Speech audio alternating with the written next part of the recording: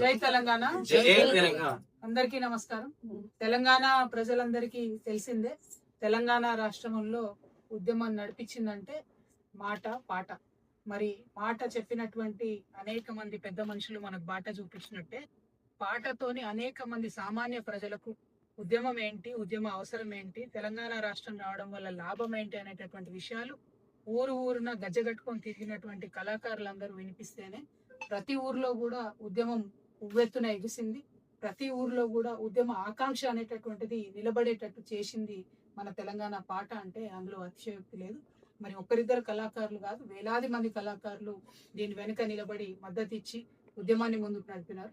అందులో గత బీఆర్ఎస్ ప్రభుత్వంలో దాదాపు 550 మందికి కళాకారులకు ఉద్యోగం ఇచ్చినటువంటి అంశం మనందరికీ తెలిసిందే. అదే విధంగా అదే స్థాయిలో కళ ఉండి, అదే స్థాయిలో అన్ని రకాల అర్హతలు ఉండి ఇంకా కొంతమందిని ఉద్యోగంలోకి తీసుకోలేదు అనేటటువంటి ఒక బాధ చాలా మంది కళాకారుల్లో ఉన్నది.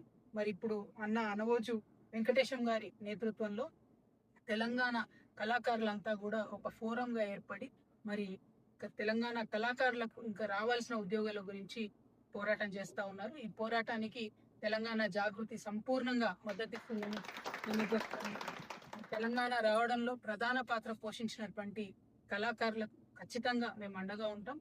కళాకారులకు ఉద్యోగం ఇస్తాం అనేటటువంటి మాట కాంగ్రెస్ పెద్దలు పదే చెప్పడం జరిగింది.